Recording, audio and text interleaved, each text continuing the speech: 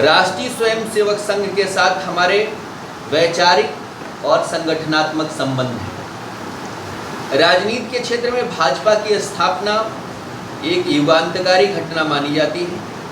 भाजपा की स्थापना जरूर 1980 में हुई, लेकिन इसकी बुनियाद स्वतंत्रता सेनानी डॉक्टर श्यामा प्रसाद मुखर्जी ने 1951 में ही रखी। जनसंघ की तरह भाजपा का आरंभ भी कठिनाइयों वाला रहा।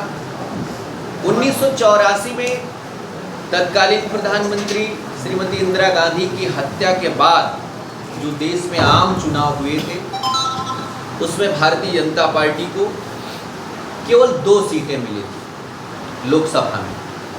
लेकिन आज 45 वर्षों के बाद भाजपा न केवल तीसरी बार लगातार केंद्र में सरकार में है, अपितु 19 राज्यों में भारतीय जनता पार्टी अपने बल पर और अपने सहयोगियों के बल पर सत्ता में है।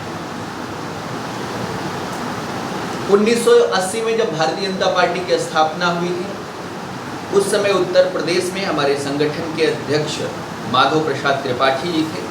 वह 1980 से 84 तक अध्यक्ष रहे। उनका कार्यकाल खत्म हुआ तो संगठन के बड़े नेता आदरणीय कल्याण सिंह जी भारतीय जनता पार्टी के अध्यक्ष बने। वह 1984 से 1990 तक अध्यक्ष रहे। 90 में श्री राजेंद्र गुप्त जी अध्यक्ष बने। उसके बाद आदरणीय कलराज मिश्र जी अध्यक्ष बने। इसके बाद आदरणीय श्री राजनाथ सिंह जी, आदरणीय श्री ओम प्रकाश सिंह जी, आदरणीय श्री कलराज मिश्रा जी, विनय कटियार जी, केशरीनाथ त्रिपाठी जी, रमापति राम त्रिपाठी जी, सूर्य प्रताप शाही जी, लक्ष्मीकांत वाजपेयी जी, केशव प्रसाद मौर्य जी, डॉक्टर महेंद्र नाथ पांडे जी, स्वतंत्र देव सिंह जी और वर्तमान में आदरणीय श्री भूपेंद्र सिंह चौधरी जी भारतीय जनता पार्टी उत्तर प्रदेश के सम्मानित अध्यक्ष हैं। भाजपा के अपने कई प्रकोष्ठ हैं और ये समाज के हर वर्ग में कार्यरत है। 1980 में भाजपा बनने के बाद 45 वर्षों में युवा मोर्चा, महिला मोर्चा, किसान मोर्चा, पिछड़ा वर्ग मोर्चा, अनुसूचित मोर्चा बहुत मजबूत हो गया।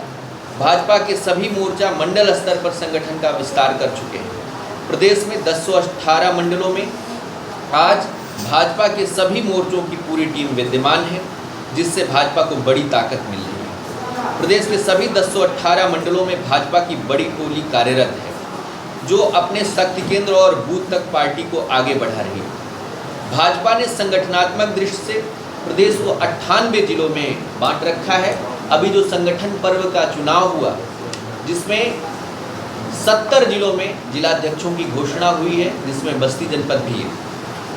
प्रत्येक 3 वर्ष पर भाजपा में संगठनात्मक चुनाव होते हैं और यह लोकतांत्रिक प्रक्रिया केवल भारतीय जनता पार्टी में ही है, जिसमें बूथ, मंडल, जिला और प्रदेश स्तर पर कार्यकर्ता अपने नेताओं को चुनते हैं। पार्टी के पदाधिकारी प्रत्येक दिन अपने प्रवास के समय सभी से मिलते जुलते हैं। पिछले वर्ष सितंबर माह में राष्ट्रीय और प्रदेश स्तर पर सदस्यता अभियान हुआ।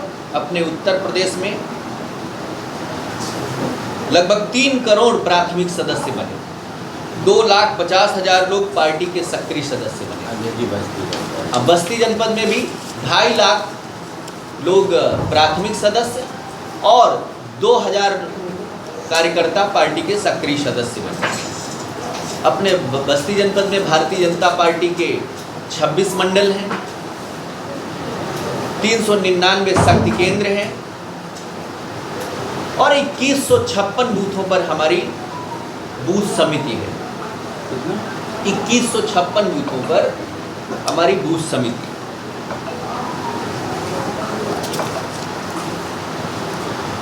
प्रदेश स्तर पर अगर हम देखें तो 1,62,459 बूथ हैं।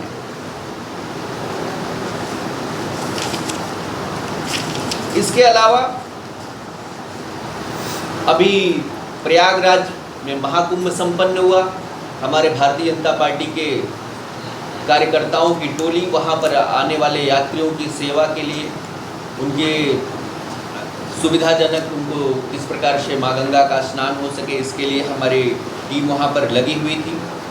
2014 के लोकसभा के चुनाव में भाजपा 282 सीटों पर जीतने के बाद उत्तर प्रदेश में उसने शानदार प्रदर्शन किया था। भाजपा ने लोकसभा चुनाव में 42.3% वोट के साथ यूपी में 71 सीटें हासिल की थी। इसके बाद 2019 के चुनाव में सपा बसपा के गठबंधन के बाद भी हमने 67 सीटों पर विजय प्राप्त कर इतिहास बनाया था। 2024 के लोकसभा चुनाव में कुछ षड्यंत्रों के कारण भारतीय जनता पार्टी की सीटें कम जरूर हुई, लेकिन हम लगातार तीसरी बार केंद्र में भारतीय जनता पार्टी की सरकार बनाने में सफल हुए।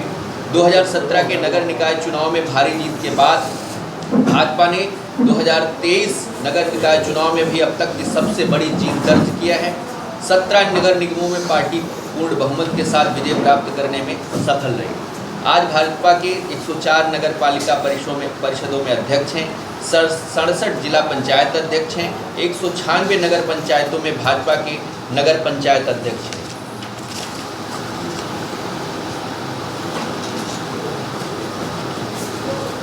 यह सब पिछले 45 वर्षों में सबसे बड़ा दल बनने वाली भाजपा सरकार की उपलब्धि है, जिस पर हम आपको गर्व है। आज भाजपा सरकार ने आम लोगों को घर, बिजली और पानी देने की महत्वाकांक्षी योजनाओं को धरातल पर उतार करके विकास का मार्ग प्रशस्त किया है। बाकी इसकी पूरी प्रतिलिपि अभी हम आपको उपलब्धि भी करा देंगे। आज पार्टी के स्थापना दिवस का कार्यक्रम के अवसर पर हमारे भारतीय जनता पार्टी के सभी कार्यकर्ताओं ने अपने अपने घरों पर भारतीय जनता पार्टी के ध्वज फहराया। उसके साथ सेल्फी सोशल मीडिया में बीजेपी फॉर विकसित भारत हैशटैग के साथ पोस्ट भी किया है।